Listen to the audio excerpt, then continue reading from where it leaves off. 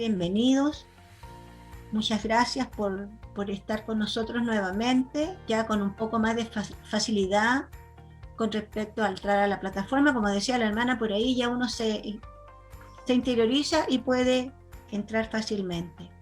Hoy día vamos a iniciar esta sesión con una oración que nos ha hecho Carla Torres, una de nuestras compañeras, y con ella va a dar inicio entonces a esta sesión.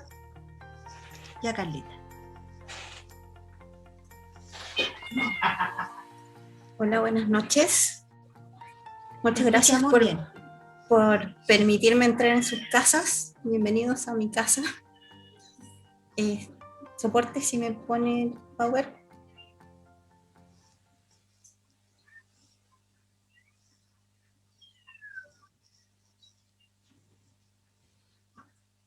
Los invito a cerrar unos segundos sus ojos, olvidarnos del ruido que podamos tener en nuestras casas, de los malos ratos que pudimos haber pasado tratando de entrar en esta plataforma, con estas clases con nuevas tecnologías,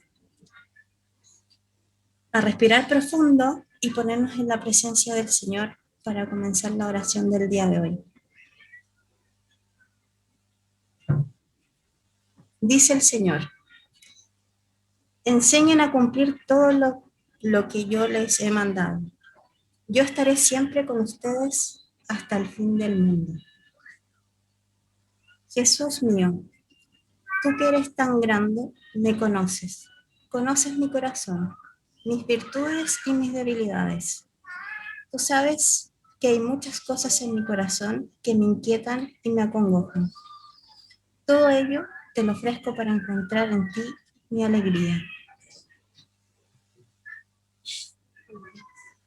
Dice el Señor: porque tanto amó Dios al mundo que dio a su Hijo unigénito, para que todo el que crea en Él no perezca, sino que tenga vida eterna.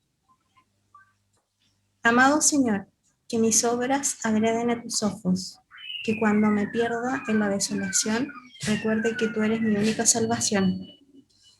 Que bajo el amparo de María me fortalezca y no desfallezca para continuar a tu encuentro. Que tu palabra me saque de las tinieblas del temor, de lo oculto, de lo que se esconde y toque lo más profundo para que siempre elija lo verdadero. Sea claro, abierto, transparente y sin miedo. Me muestra el mundo porque tú me vas transformando.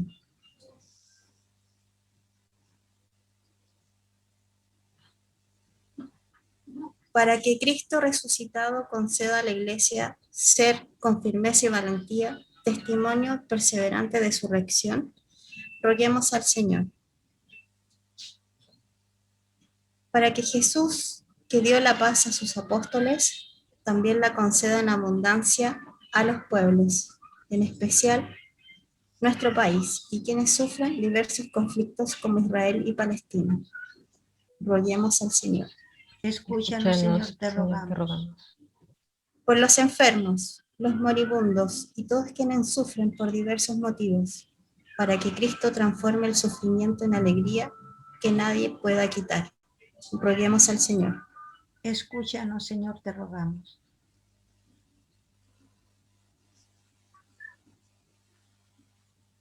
Los invito a que desde sus casas, con los micrófonos silenciados, repitamos juntos esta oración. Señor Jesús, creo en tu resurrección, en la vida plena que viniste a promover. Creo en la alegría que suscitas en nuestros corazones tu paz. Creo en tu sutileza que nos conmueve y mueve a ser nuevos. Creo en tu humanidad transfigurada. Creo en tu ternura misericordiosa que nos acompaña. Creo que en este tiempo aprenderemos a ser más humanos. Creo que tus llagas, tus heridas son las esperanzas de la Iglesia. Creo que tú nos haces a todos hermanos. Tú estás conmigo en mis alegrías y logros que son tuyos. Señor Jesús, tú tienes un modo de acompañar. Silenciosamente nos acompañas sin hacer ruido, solo esperando que reconozcamos tu amor y cambiemos la mirada del horizonte. Estás aquí, sutilmente nos acompañas e invitas a descentrarnos, levantar la mirada para ver a nuestro hermano, para que juntos podamos mirar hacia lo nuevo que va naciendo. Amén. Ahora les quiero compartir una canción que tiene mucho significado con la actualidad y que también nos va a permitir introducirnos en el tema del día de hoy.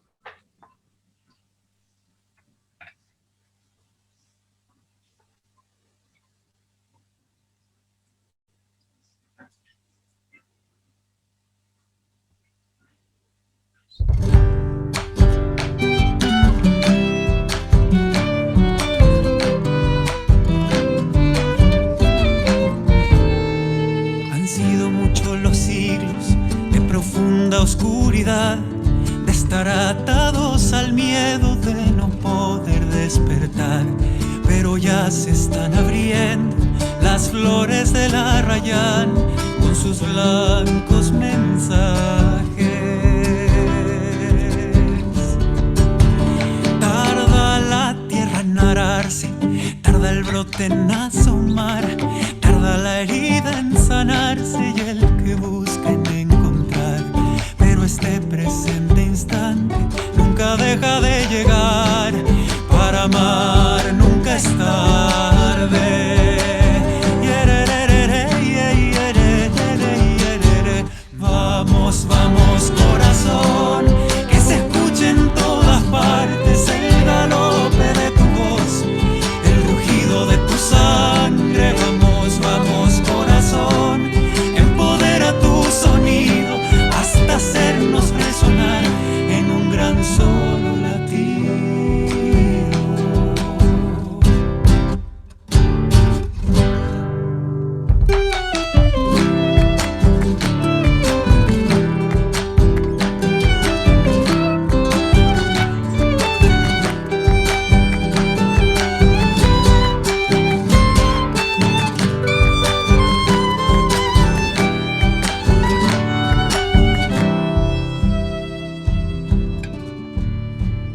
El murmullo de los ríos, el cantito del chincol, y volando sobre los mañíos la bandada de Choroy desataron en mis ojos la cascada que ahora soy. A la vida me arrojo. Na, na, na, na. Veas blanco, veas negro, seas del norte o del sur, creas en el Dios que creas, quieras oro o quieras luz, llevas latiendo en el pecho un milenario cultrún del que todos fuimos hechos.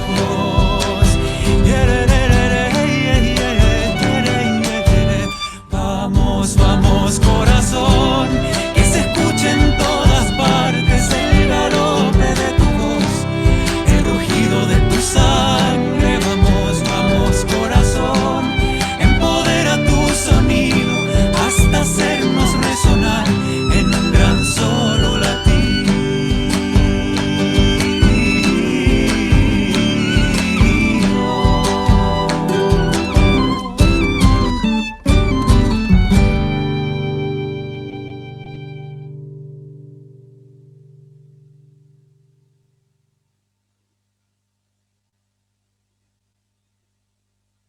Muchas gracias, Carla, por esta oración, por esta canción tan intensa, que es lo que nos mueve a tener este curso, ¿no es cierto?, de introducción a la Biblia, encontrándonos en un solo corazón, tener un solo latido, que sea, ¿no es cierto?, el de nuestro Padre, que sea el de nuestro hermano. Así es que muchas gracias. Hermana.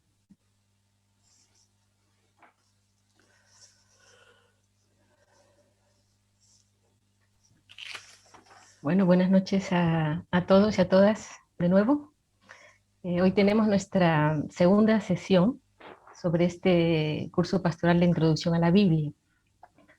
La semana pasada, si recuerdan, lo que hicimos fue repasar algunos conceptos básicos o cuestiones básicas sobre lo que es la Biblia, con un carácter como muy introductorio, ¿no? Entonces, si recuerdan, vimos, qué sé yo, conceptos como la revelación, hablamos también de la inspiración, de la tradición con mayúscula, hablamos de lo que significa la Biblia, las secciones que la componen, los libros, el cómo distinguir, ¿no?, una Biblia católica, por ejemplo, de una Biblia protestante, y finalmente estuvimos hablando sobre la importancia de la interpretación, cómo interpretar la Biblia, introduciendo dos conceptos que seguramente también habían escuchado: el de la exégesis, que lo que hace referencia es, lo primero que tenemos que hacer es conocer el sentido original de lo que está escrito, el autor que escribe ese libro, por qué lo escribe, para quién lo escribe, qué es lo que realmente quiso decir, para de allí pasar a lo que llamamos la hermenéutica. Y la hermenéutica alude ya más a lo que es traducir ese mensaje, esa palabra de Dios, a nuestro hoy, ¿no? Entonces, eso fue básicamente lo que vimos la semana pasada. Antes de entrar en este segundo tema, aprovechando que también lo voy a dar yo, no sé si hay alguna pregunta sobre el tema anterior. Dejaríamos unos 5 minutos. Para ello, les recuerdo, conviene levantar la mano, pero la mano de Zoom, que debajo, en el icono que pone reacciones, da la posibilidad de levantar la mano o alzar la mano, ¿no? Sí, Sole. Tienes eso. Hermana, yo tengo una duda, me gustaría saber en qué tipo de lenguaje está escrito el Génesis. ¿Te refieres al género literario? Al género literario, sí. Sí, mira, eso lo veremos precisamente la próxima clase, porque al final voy a dar yo también la próxima. Y ahí, como hablaremos de Abraham y los patriarcas, entonces, antes de empezar, yo voy precisamente a presentar el libro del Génesis, la parte que lo componen, y a partir de allí un poquito lo que es género literario, porque una cosa es el género literario de los primeros 11 capítulos, y luego, en cambio, a partir del capítulo 12. ¿No? Pero eso, como te digo, en la próxima lo hablaremos más despacio, para no adelantar ahora temas. Ok, hermana, me pareció que estaba escrito en un par de lenguajes, por lo menos, en un par de... Sí, y más. Géneros Ya, literarios, o sea, en general se habla de género narrativo, pero veremos que al interior del género narrativo hay muchísimos más géneros. Y algo dije yo la vez pasada, incluso el primer capítulo del Génesis como tal es un himno. O sea, ahí entramos incluso a otro género, ¿no? Sí, hay muchos géneros, como comentaba, en cada libro a veces hay más de un género literario, sí. ok, muchas gracias, hermana. De nada. Elizabeth.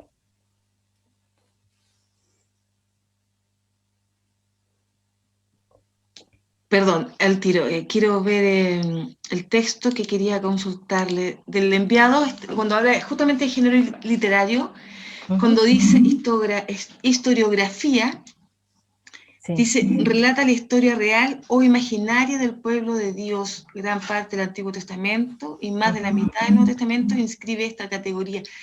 Y ahí yo quería saber a qué se refiere con imaginaría. Me quedó la duda, por favor. Bueno, más que Gracias. imaginería es imaginario. Ahí ¿Sí? lo que intenta decir es que cuando hablamos de historia, y más aún en el Antiguo Testamento, fíjense que estamos hablando ya a estas alturas de más de 3000 años. Entonces, el modo de entender la historia en la antigüedad no es como lo entendemos ahora. No es historia en el sentido estricto, como si fuera una crónica con día, hora, personas, sino que a partir de algunos datos que se iban transmitiendo oralmente, luego se van ensamblando y se va construyendo una historia. Donde cuando se habla de imaginado, es que hay vacíos que se van rellenando, ¿no? No imaginado en el sentido de que es invención,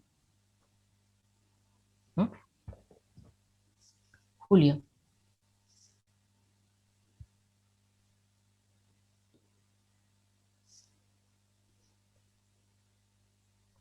Tu micrófono, Julio. Sí, que no lo podía desactivar. Hola, buenas noches. Buenas noches. Ahí en el texto hay unos números que acompañan a las siglas DB. Ujú. Entonces, no sé a qué se refieren los números, porque la sigla encontré el significado, ¿cierto? Pero los números no pude... Bueno, la DB es la Constitución Dei Verbum, ¿no? Del Vaticano Claro. II, del Concilio Vaticano II. Y el número corresponde al párrafo. Ah, Sí, porque esos documentos están numerados por párrafos. Entonces, si vas al concilio, bueno, o en internet mismo pones DB y el número y te sale la cita. ah, No, gracias. de nada. Bueno, pues si les parece, entonces continuamos con el tema de hoy. Pero está bien eso. También yo les sugiero, algo les dije la vez pasada, quien pueda y tenga tiempo, siempre se ponen los apuntes de la clase que se va a ver con anterioridad, por si lo quieren leer previamente, ¿no? Eso a veces facilita después el escuchar.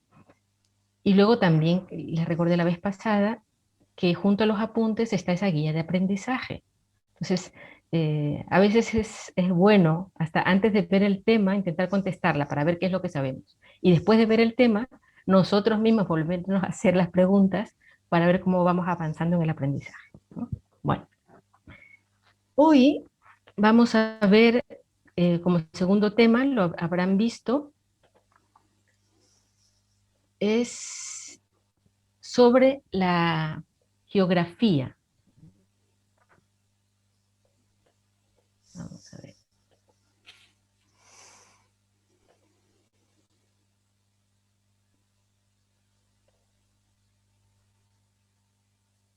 Sobre la geografía del Antiguo Testamento viene allí, pero en muchas cosas iremos viendo que en realidad corresponden, podríamos hablar de geografía bíblica, aunque cuando entren en el Nuevo Testamento se dirán cosas más específicas de ese tiempo. ¿Qué es lo que vamos a ver aquí fundamentalmente? Aquí hay una cosa muy bonita, yo algo dije la vez pasada, la Biblia recoge la historia de amor de Dios con la humanidad.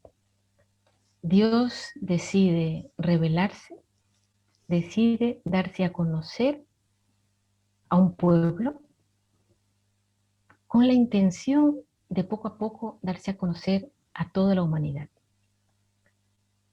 Vamos a ver ahora lo que es la geografía, precisamente porque esa revelación de la que hablamos se da en un tiempo y en un espacio.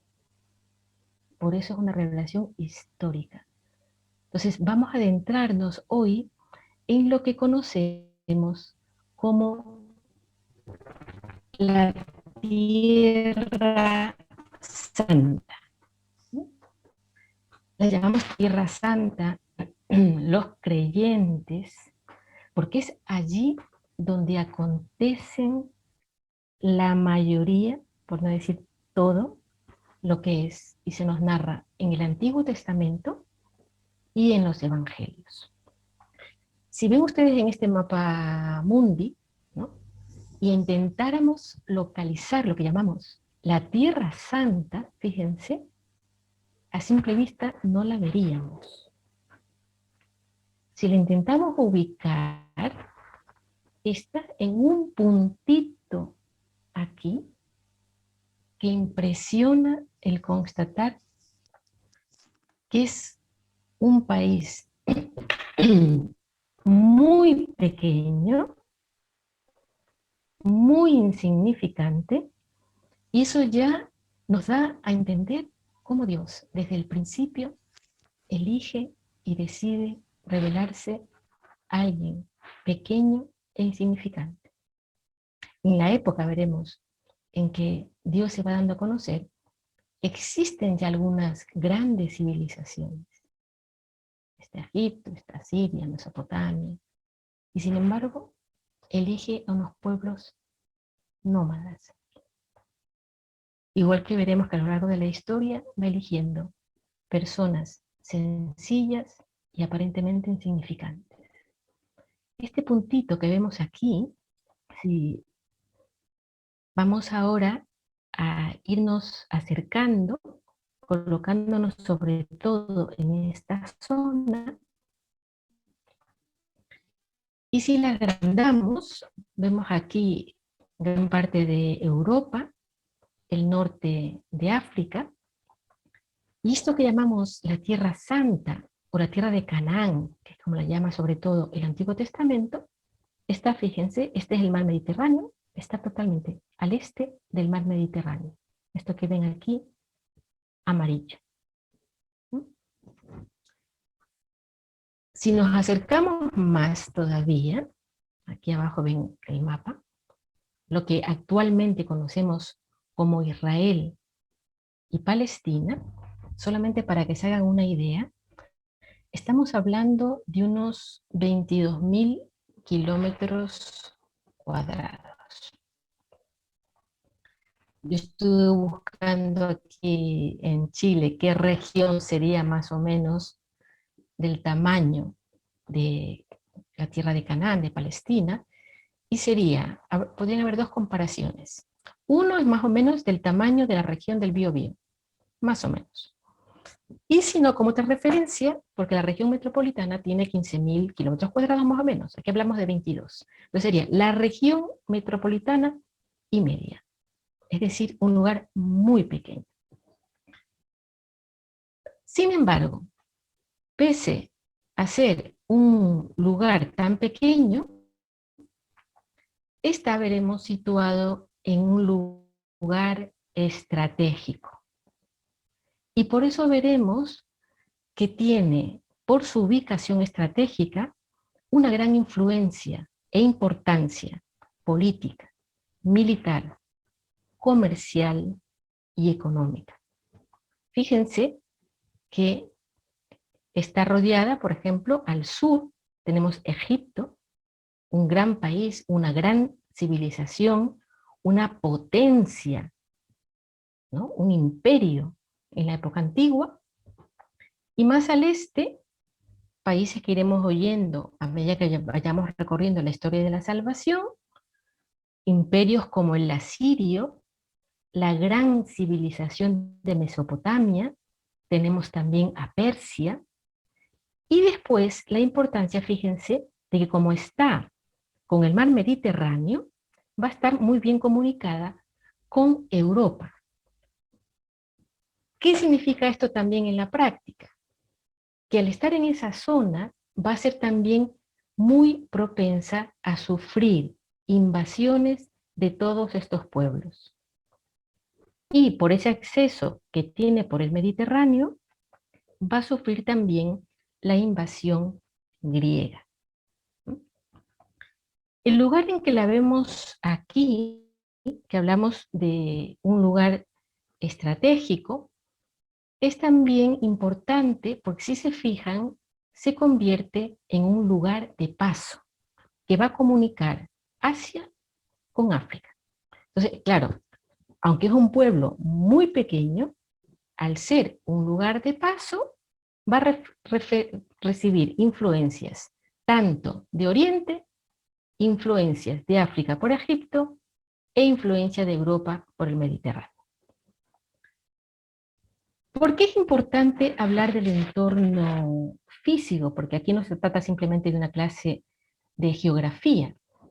Vemos la geografía del Antiguo Testamento para entender después algunos de los textos y gran parte también de la historia y de los recorridos que hace el pueblo. El entorno físico es importante porque en definitiva, tanto el clima como el suelo determinan la agricultura, es decir, determinan en definitiva también un modo de vida, de qué se van a alimentar, en qué van a trabajar. Importante también, y lo iremos viendo en el mapa, que no es igual ser un país interior que un país que tiene salida al mar. O sea, eso Chile lo conoce muy bien. Sin embargo, veremos que pese a tener salida al mar, como la calidad de sus costas no eran buenas, no fue un pueblo navegante, ¿no? Y llama mucho la atención porque veremos que tiene bastante de costa. Sin embargo, no hay prácticamente ninguna alusión, porque fue más bien, lo iremos diciendo más adelante, un pueblo agrícola. Y luego también algo que llama la atención, las condiciones geográficas y climáticas pueden incluir también en las formas de expresión religiosa, incluso en los dioses en que empiezan a adorar algunas civilizaciones. Y así, por ejemplo, Egipto, ¿no?, que es un lugar por posición geográfica donde el sol es sumamente importante, tenemos al dios Amón-Ra, que es la imagen que ven aquí, que es el dios sol. Igual que en Babilonia van a adorar al dios sol, aunque allí le van a llamar Marduk. En cambio, en Canaán, que es lo que vamos a decir que es la tierra santa, la tierra prometida, ahí no se adora tanto al dios sol, sino que ahí va a ser muy importante, y los profetas van a hablar mucho de él, van a hablar de Baal, que es el dios de la lluvia. ¿Por qué? Porque van a depender, van a necesitar de la lluvia para que sus tierras sean fértiles. Igual podemos ver aquí en América, ¿no?, en los pueblos indígenas, cuando es la Pachamama, aquí también se adoraba al dios sol. ¿Por qué? Porque nos damos cuenta que el sol y el agua son los que favorecen la vida. Entonces, no es igual nacer y criarse en un entorno que criarse en otro.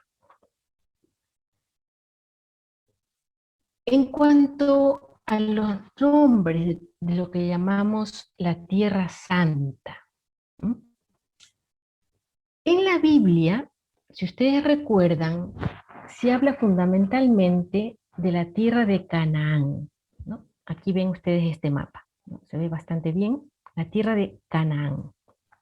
Canaán, el significado es púrpura roja. La púrpura roja hace referencia a un tinte. Ese tinte se obtenía de unos caracoles, ¿no? Aquí se ve precisamente por la costa, ¿no?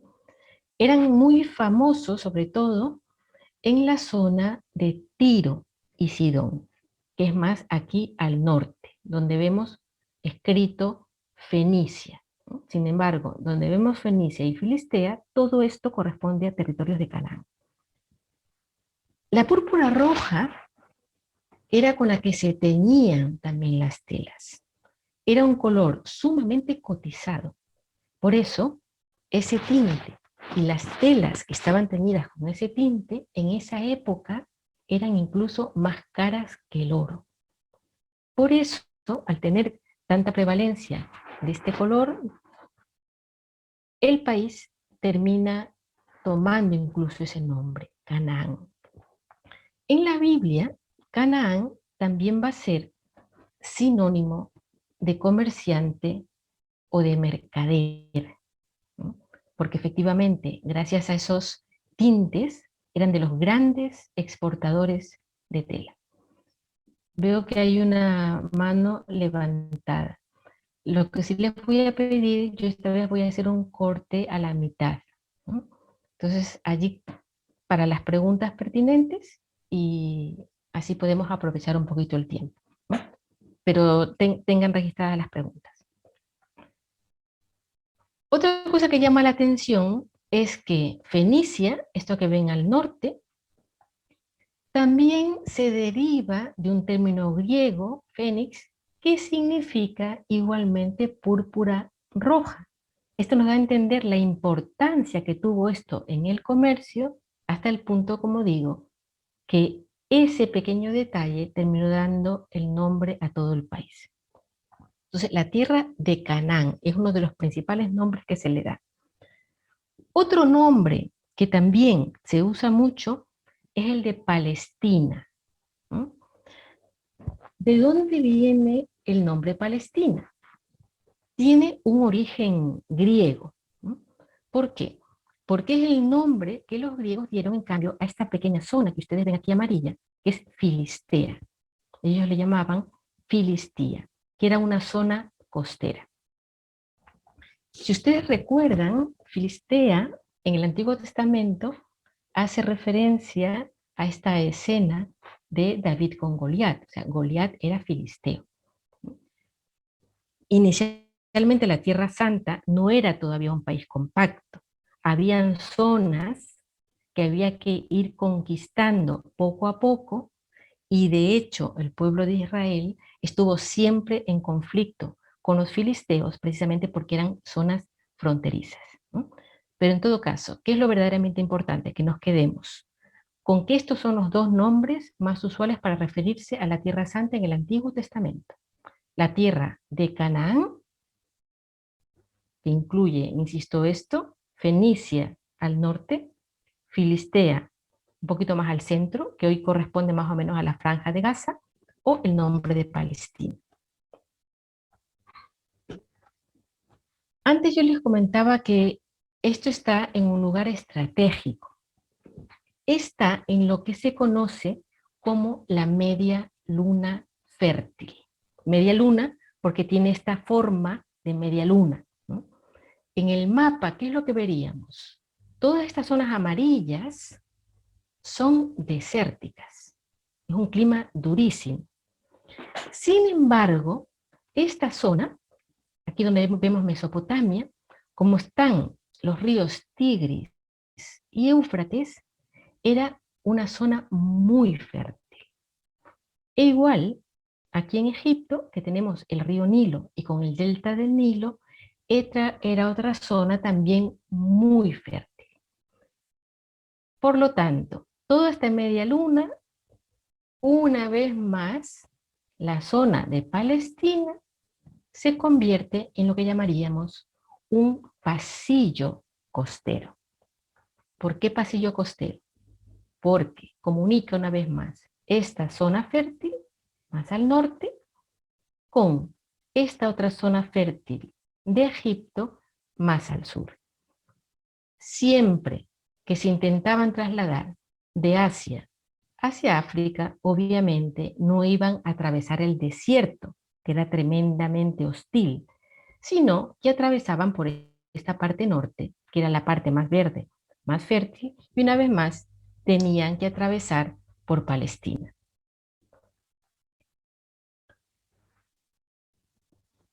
¿Qué podemos decir también del clima? El clima por ubicación se lo suele catalogar como un clima más bien tropical. Pero obviamente este clima, que sería básicamente tropical, está afectada, por un lado, por el Mediterráneo. Ustedes saben que todas las zonas costeras donde hay mar está muy favorecido, por ejemplo, por el tema de la brisa, es un clima más suave. Y por otra parte también está condicionado por el desierto. Si ustedes se fijaban en el mapa, toda la zona este está rodeada de un gran desierto.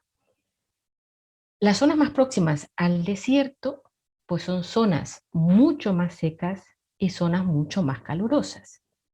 En cambio, lo que se llama la franja costera es una zona donde hay mucho más lluvia y por supuesto es menos caluroso. O sea, siempre es un clima mucho más suave. Y otro de los factores que también influyen en el clima, como ustedes sabrán, ya no solamente es la proximidad al mar, ¿no? O en este caso también al desierto, sino la altura de las ciudades. Esto nosotros lo conocemos muy bien. En mi país, por ejemplo, Ecuador, que es pequeñito, que está en pleno trópico, está en la zona ecuatorial, tendría que ser un calor asfixiante. Sin embargo, como hay ciudades que están sobre los 2000 metros de altura, ahí el clima es mucho más fresco y se acerca a lo primaveral. Aquí ocurre lo mismo. Las ciudades que se encuentren muy por encima del nivel del mar, o luego también lo veremos, con grandes depresiones, eso va a influir también en mayores o en menores temperaturas. Como estaciones, tiene fundamentalmente dos estaciones. La denominada estación seca, que es la que corresponde al verano, y está entre el mes de junio y octubre. Y luego está la estación lluviosa, que es la que ahí se llama invierno. Obviamente no es como el invierno de Chile, no, es un invierno mucho más suave. Ahí viene dado sobre todo por el tema de la lluvia entonces lo hace mucho más húmedo. Y ahí, en cambio, la época lluviosa la tenemos entre noviembre y mayo. Por eso siempre recomiendan que quien tenga la oportunidad de ir a la Tierra Santa, lo mejor es ir en la época de verano, ¿no? Mejor al menos ese mesecito más o menos de primavera que suelen tener entre mayo y junio. En estas dos fotografías pueden ver esos dos contrastes. La parte de la costa, que incluso se ve todo esto verde, veremos que allá hay un gran valle, y en cambio en la otra fotografía tenemos lo que es el desierto. Aquí también hay una cuestión interesante, al menos yo cuando lo descubrí me pareció muy, muy interesante. Al menos yo, cuando me imaginaba el desierto, yo me imaginaba arena y me imaginaba dunas. Sin embargo, el desierto, concretamente de la zona de Judea, más al sur, no es tanto un desierto con arena y con dunas. Es un desierto de montañas y piedras. Desierto porque no hay vegetación. Esto nos ayudará a entender en el Evangelio cuando se dice que Jesús se fue al desierto. Estamos hablando de este tipo de desierto. Y ahí entendemos también cuando el demonio le dice, haz que estas piedras se conviertan en pan, porque efectivamente era un desierto donde lo que habían eran piedras y habían rocas, ¿no? En todo caso, es un país con estos grandes contrastes. Vamos a hacer ahora un pequeño corte y vayan pensando, después de esa pregunta que me querían hacer, en la flora y la fauna. ¿Qué les voy a pedir que piensen? Pueden compartir en el chat o podemos levantar la mano. Primero, vamos a hablar de la flora. ¿Qué árboles y qué productos, de qué árboles y de productos habla la Escritura, sea en el Antiguo o también en el Nuevo Testamento? Primero con la pregunta. Cristian, ¿querías preguntar algo?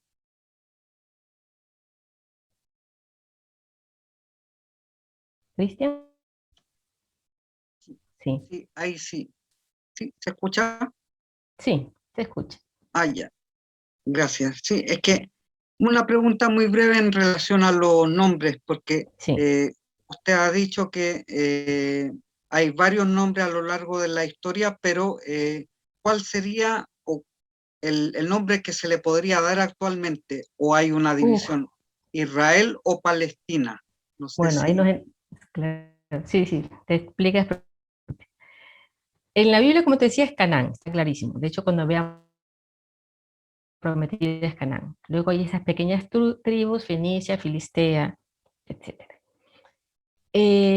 Si ustedes leen la Biblia, en ningún momento se habla de Israel como país. Se habla de Israel como pueblo, que es distinto, ¿no? En cambio, lo que pasa es que sería meternos ya mucho en historia. Ustedes saben que luego, con la destrucción de Jerusalén, con la gran diáspora, cuando el pueblo de Israel tiene que dispersarse por el mundo, en el año 1948, estamos hablando de antes de ayer, es cuando el pueblo de Israel reclama esa tierra y cuando se constituye el Estado de Israel. Y saben que actualmente tenemos el Estado de Israel, pero tenemos también el Estado de Palestina, tenemos la Franja de Gaza, tenemos las Cisjordania. Entonces es muy triste porque precisamente la Tierra Santa es una tierra con muchísimos conflictos políticos. Incluso actualmente estamos viendo las noticias, lamentablemente con cantidad de guerras, con ataques y muertes, ¿no? Pero en la Biblia es Canaán o Palestina. El Estado de Israel es moderno, ¿no? Bien, en el chat, vamos a ver. Aquí tenemos una serie, vamos a entrar en la flora, efectivamente. Como la flora, la Biblia nos habla cantidad de veces de que de olivos. ¿Dónde recordamos los olivos? En el Monte de los Olivos, por ejemplo, ¿no? De higueras, ¿no? Nos habla efectivamente de dátiles, hay muchos frutos secos, hay vides, hay palma, está el sicomoro, el sicomoro. ¿Recuerdan en qué momento se habla del sicomoro? Hay un personaje que se relaciona con el sicomoro cuando Jesús pasa, efectivamente, Zaqueo. Bueno, aquí por el Zoom, ya que no podemos hablar mucho, al menos podemos escribir. Efectivamente, se habla del sicomoro con Zaqueo. Hay cipreses, perfecto. Con esto queremos decir que tiene una flora bastante, varios que también aparecen. ¿Qué es lo bonito aquí? Que la misma Biblia, en pasajes, tanto del Evangelio, Jesús, en parábolas, en los campos, alude a toda esta serie de frutos, y en el Antiguo Testamento también veremos que los patriarcas aluden a algunos de estos árboles. Bien, esto es lo que respecta a lo que es la flora. Perdón, sí, la flora. Si hablamos, en cambio, de animales, de fauna, ¿qué animales necesitan en la Biblia? Hay ovejas, además muchísimo, ¿no? Cuando los rebaños, los asnos, recordamos aquí, no solamente el Domingo de Ramos, también hablan los profetas, hay cabras, hay corderos, de hecho se sacrificaban corderos, hay hienas, muy bien, hay fieras, ajá. ¿Qué más? Abejas, se habla de miel, muy bien. Cerdos, aunque como ustedes recordarán, los cerdos era considerado un animal impuro, ¿no? Se habla de palomas, de hecho se habla de palomas, hay peces, reptiles. Muy bien, muy bien. Dejamos ahí el chat. Me alegro que ya hemos podido compartir aunque sea eso. Y vamos a ver efectivamente, cuando se habla de la flora, encontramos, como bien han dicho, tenemos cedros, se habla de los cedros del Líbano, por ejemplo, encinas, no sé si recuerdan, hay una encina muy famosa, se habla sobre todo en el Génesis, que es cuando está Abraham a la puerta de su tienda, aparecen esos tres visitantes y hablan de que Abraham estaba sentado junto a la encina de Mambré. El sicomoro, que como ya dijeron, lo de Zaqueo, las palmeras también lo citaron. Por ejemplo, cuando en la historia de Abraham y Agar huye, ¿no? Se pone bajo la sombra de una palmera. Tenemos almendros, de las vides se habla muchísimo, tanto que el vino, uno de los grandes, están las higueras, que también las citaron, y hay un fruto que no solemos citar, que son los árboles de granados, que da el fruto de la granada. Fíjense, aquí la foto que ven a la derecha es un sicomoro. Me llamó la atención y yo busqué una foto sobre todo donde se viera una persona. Si se fijan, es un árbol muy grande y muy alto. Ahí se entiende cuando Zaqueo se sube a un sicomoro y claro, tiene una vista estupenda de Jesús y de la gente. El árbol que ven a la izquierda, en cambio, es una encina, que como les digo, en el Génesis se la cita varias veces, era considerado también un árbol sagrado, y de hecho se habla de que junto a esos árboles se construían a veces pequeños altares. Y aquí en el centro están muchos de los frutos que ustedes también fueron citando, si se fijan, ¿no? Está el trigo, está la cebada, está la oliva. Aquí vemos los dátiles con las palmeras, vemos uvas, vemos higos. Y esta que ven aquí roja, más a la izquierda, es la granada, ¿no?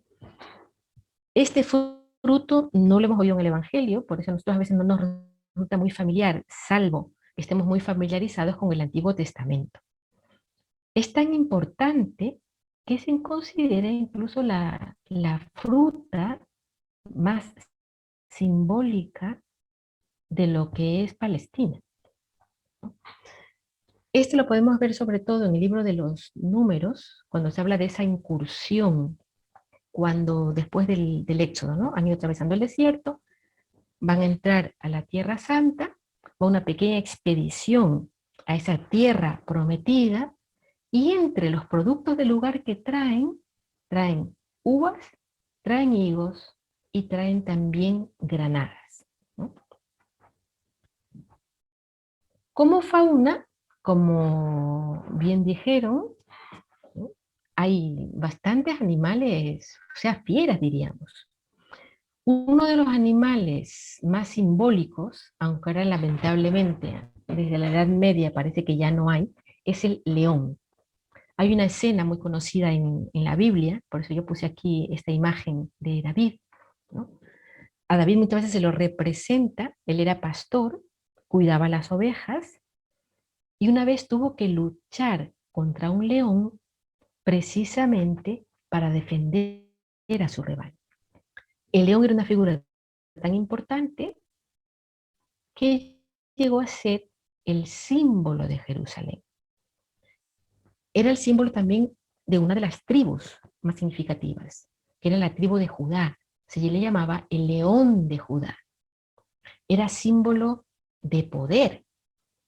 Por eso también llama la atención que Jesús, que pertenece, es descendiente de David, sin embargo no se va a identificar con el león, con la fuerza, con el poder, sino que se va a identificar con un cordero, que diríamos casi que es lo opuesto del león, ¿no? Tenemos efectivamente hienas, chacales, jabalíes, lobos, osos, ¿no? Una manera de leer la Biblia es ir entresacando efectivamente todos esos animales, y nos está hablando de que no son animales inventados, eran los animales que la gente conocía y que luego al narrar esas historias obviamente van reflejando lo que es todo ese contexto. Como aves, fíjense, avestruz, cigüeñas, aves de rapiña, perdices, las palomas que se usaban cuando se habla de la presentación de Jesús en el templo, ¿no? Los pichones, las tórtolas, etc. Los peces, yo antes comentaba de que Palestina tiene muchísima costa, sin embargo no es un pueblo pesquero. Cuando aquí hablamos de estos peces, estamos hablando sobre todo de lo que se hacía en el lago de Tiberíades, ¿no? Pero bueno, hay peces, grandes peces en los lagos, y hay también algunos reptiles, ¿no? En todo caso, como digo, es una tierra con gran riqueza, tanto en la flora como en la fauna. Otro aspecto también importante de la geografía. Pese a ser un país también tan pequeño, es un país de grandes contrastes porque tiene una enorme variedad de terrenos. Esta imagen ustedes la van a poder ver también en los apuntes, ¿no? ¿Qué es lo aquí importante? Está como un corte así vertical. La mayor altura que encontramos es al norte, que es el monte Hermón, que también se lo cita en uno de los salmos. Ese monte alcanza los 3.000 metros de altura, es la máxima altura. Y luego, si ustedes se fijan, hay un descenso brusco, diríamos, brusco, en apenas unos 193 kilómetros, hay una caída y vemos allí el Mar Muerto. ¿Qué me interesa que se fijen aquí? Esa línea roja simboliza el nivel del mar. ¿Qué ocurre? En Palestina tenemos esta altura de 3.000 metros Y luego, en poquísimos kilómetros, nos encontramos, ¿no?, con el Mar Muerto. El Mar Muerto está muy por debajo del nivel del mar, casi 400 metros por debajo del nivel del mar. Por eso se hablan de grandes depresiones. Y si se fijan, el mismo Mar de Galilea, que está aquí a la derecha, también está por debajo del nivel del mar. Otros montes de los que también habla la Biblia, tenemos por ejemplo el monte Tabor, muy conocido por la transfiguración de Jesús. Sin embargo, no son montes de gran altura, o sea, son aproximadamente unos 700, 800 metros, por eso diríamos que se podían subir con relativa facilidad, ¿no? Aquí vemos por ejemplo Siquem, que era el centro de Palestina. Otro monte importante, vemos aquí el Monte de los Olivos. Fíjense que es una altura ligeramente superior al Monte Tabor. Encontramos aquí Jerusalén. Fíjense, Jerusalén está en lo alto. También está aproximadamente a unos 700 y algo, 800 metros de altura. Está prácticamente a la misma altura del Monte de los Olivos. Por eso cuando se habla de que Jesús iba a hablar al Monte de los Olivos, iba con muchísima facilidad, porque estaba prácticamente al mismo nivel de Jerusalén. Al ver esta imagen, también se entiende por qué se hablaba de que cuando los israelitas iban a Jerusalén, se hablaba de que subían a Jerusalén, ¿no? Hacían este recorrido, fíjense, a veces tenían que bajar, y luego para llegar a Jerusalén implicaba la subida. Por eso también, cuando ustedes estudian el libro de los Salmos, o seguramente también lo han oído, hay unos salmos que se llaman los salmos de la subida, porque eran los salmos que el pueblo cantaba cuando iban hacia Jerusalén, ¿no?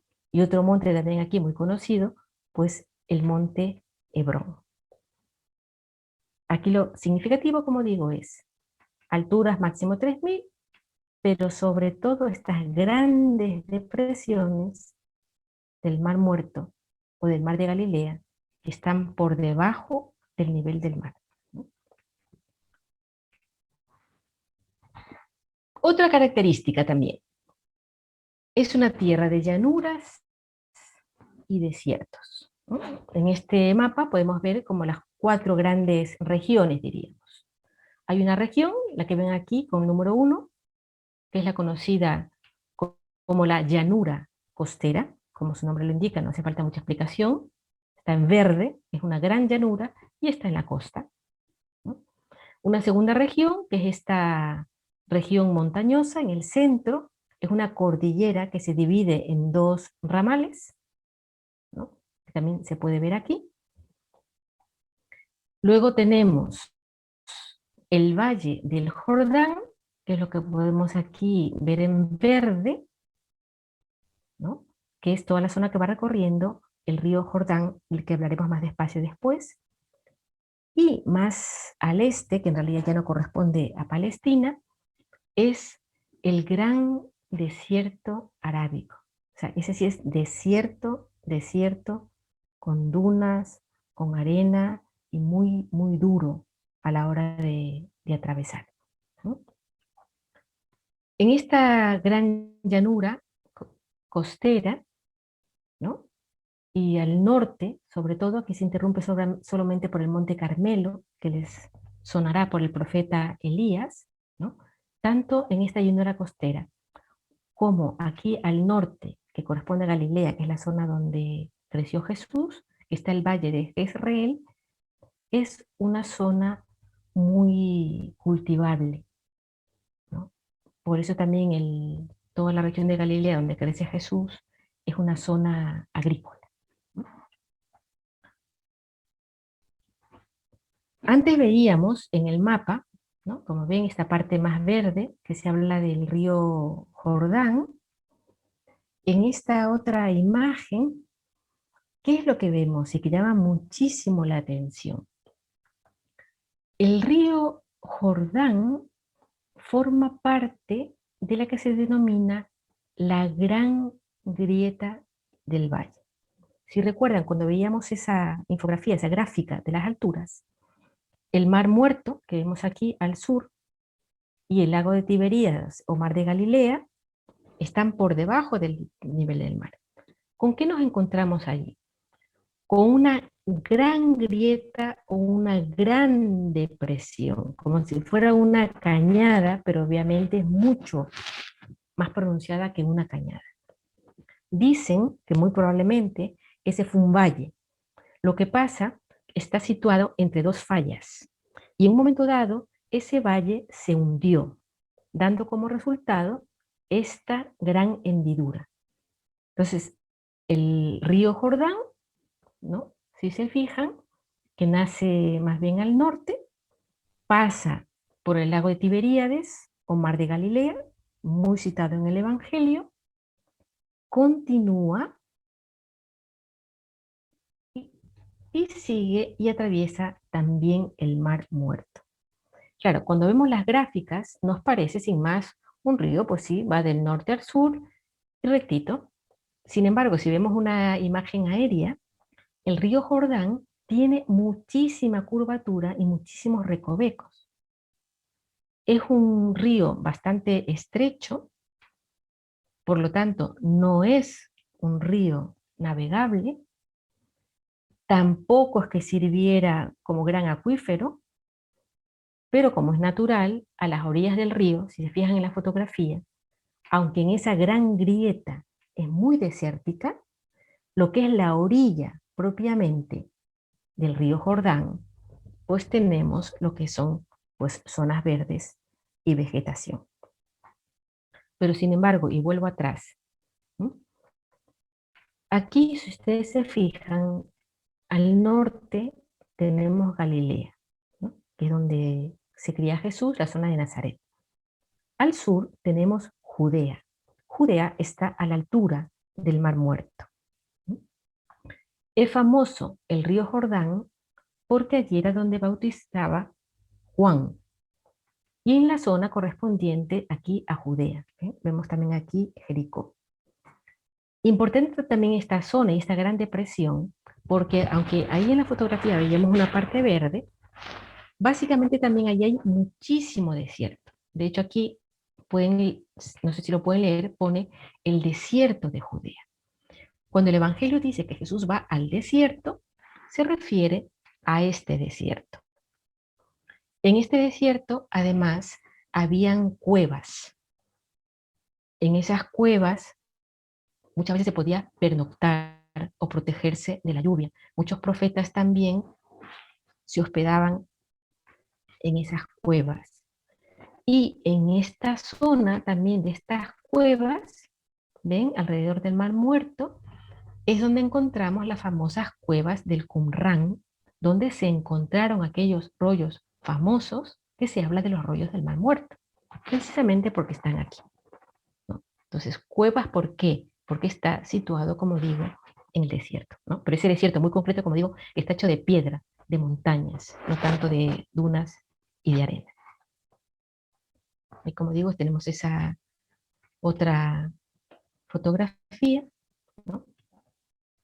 Y ese pequeño como bosque tropical a las orillas.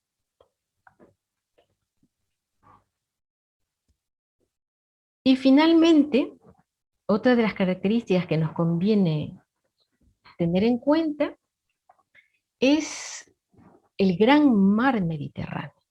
Aquí estamos hablando de una época en que solamente se conoce Europa, África y Asia. Todavía no saben la existencia de lo que es el continente americano. ¿Por qué digo esto? Palestina, que está situada aquí al este, el único océano que conoció fue el mar Mediterráneo. Por eso lo llamaban el Gran Mar. Algo que llama la atención, y por eso vamos a entender algunas cosas también luego de la Biblia, es que pese a tener esta gran costa, ¿qué es lo que ocurre? Desde Egipto, ven aquí esto verde, ¿no? El gran delta de Egipto. Egipto sí tenía buenos puertos. Desde el último puerto de Egipto al este, ¿no?, bordeando toda esta costa, hasta el Monte Carmelo, concretamente cuando entraríamos a esa tierra de Fenicia que veíamos en los primeros mapas, es una costa demasiado lisa. Eso hace que no tenga condiciones para ser un puerto. Por eso, Palestina, pese a tener esta gran zona costera, nunca fue un pueblo dedicado al mar, marítimos, marineros. Se dedicaron más bien a la agricultura, y la parte de Filistea, que también veíamos que pertenecía a esta parte de Canaán, se dedicaron sobre todo al comercio. ¿Por qué este detalle también es importante a la hora de leer la Sagrada Escritura? En muchos de los textos que vemos, tanto en el Antiguo como en el Nuevo Testamento, el pueblo de Israel le tenía miedo al mar, precisamente porque no era un pueblo navegante. Y por eso el mar, el agua, suele ser el símbolo del mal, el símbolo del caos. Por eso en el texto donde Jesús camina sobre el mar, no es simplemente un milagro, sino es Jesús que es capaz de caminar, de estar por encima del mal y de vencer el mal. Entonces, pese a tener, como digo, costa, su relación con el mar era más bien de temor. El pueblo de Filistea, que si recuerdan estaba un poquito más al sur, cuando hablábamos también de David y Goliat, tiene las mismas características del resto de la tierra de Canaán. Por eso, como decía, pues también es un pueblo comercial. En cambio, más al norte, en lo que es la parte de Fenicia, pues todos conocemos por historia. El pueblo fenicio, en cambio, era un pueblo marinero. Se puede considerar que fueron los primeros marineros del tiempo antiguo. Ahí, en cambio, por las condiciones de la tierra, ¿no?, tenían la cordillera muy cerca, no tenían prácticamente territorio para cultivar y se dedicaron, por lo tanto, al comercio marítimo y fueron los que permitieron, ¿no?, todo lo que es la relación también con África y con Europa. Y para concluir simplemente, la ubicación de Canaán, yo digo, de las cosas más hermosas es cómo Dios se fija en lo pequeño, pero sin embargo, cómo ese pequeño tiene ese lugar estratégico, un lugar estratégico en el sentido de que desde aquí va a ser como el epicentro de la gran expansión posterior del cristianismo, precisamente porque está bien comunicado con el sur, con África, con todo el oriente, y es lo que va a permitir cuando se destruye Jerusalén y empieza la gran diáspora, que yendo hacia el norte, y cuando vean ustedes las cartas de Pablo, los viajes de Pablo, eso es lo que va a permitir que simplemente yendo hacia el norte y bordeando todas estas costas, se pueda acceder a Europa. Entonces aquí lo bonito es que Dios elige lo pequeño, pero su intención es que ese sea el epicentro y luego eso le permita llegar a todo el mundo. Bueno.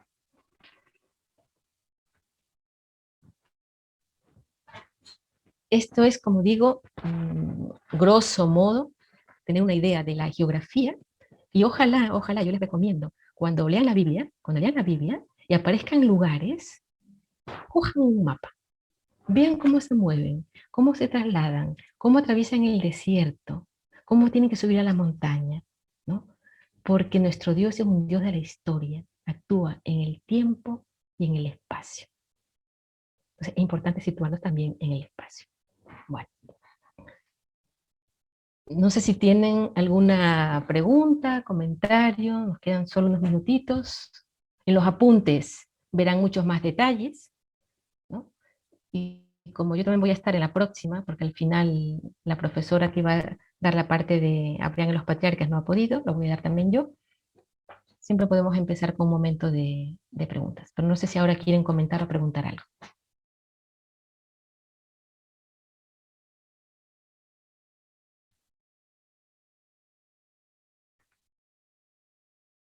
Parece que de esto no hay preguntas.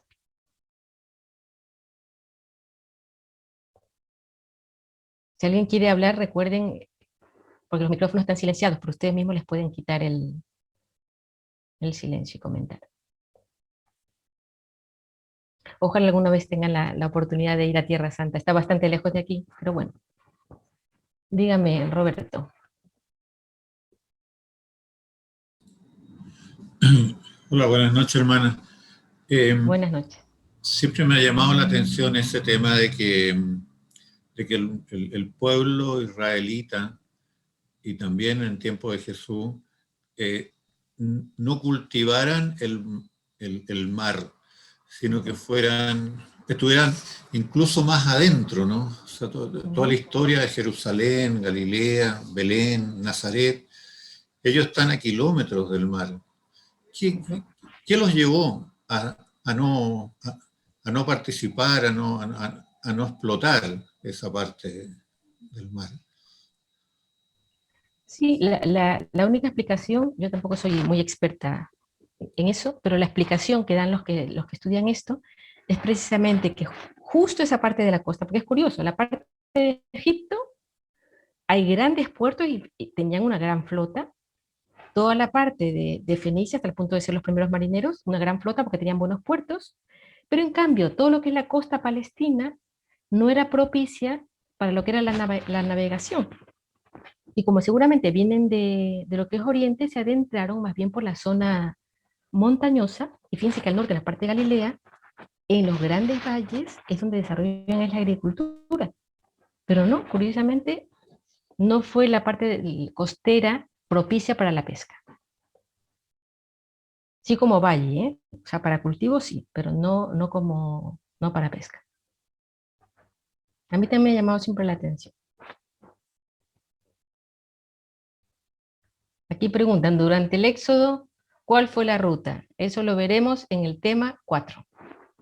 Y veremos que va a llamar la atención, porque cuando veamos la media luna, lo lógico hubiera sido que fueran por el norte, por la media luna. Y curiosamente, lo veremos en el Éxodo, bordearán la península del Sinaí, que es puro desierto. Pero bueno, eso en el tema 4. Bueno, pues son las 9. Muchísimas gracias. Recuerden leer los apuntes, porque ahí vienen detalles interesantes, y sobre todo luego la guía de aprendizaje, porque en el fondo las preguntas que nos hacen son aquellas que nos conviene luego realmente retener. Bueno, pues muchas gracias a todos. Isaura también, buenas noches. Isabel. Buenas noches. Muchas gracias. Buenas noches, muy claro. Buenas noches a todos. Buenas noches. A repasar. Buen fin de semana. Buenas noches. Buenas noches. Pero de 15 días, recuerden. 15 Buenas días porque el próximo noches. viernes es festivo. Ah, verdad. El otro viernes festivo. El viernes nos vemos festivo, el subsiguiente. 21 de mayo. Sí, Exactamente. en 15 días más. Exactamente. Muchas gracias, hermana. El tiempo para De estudiar. nada. Eso, y tiempo para estudiar y para Buenas noches leer. a Muy todos. bien. Repasar todo. Hay que Sí, gracias, aprovechar. muchas gracias. Gracias. Buenas Buen fin de semana.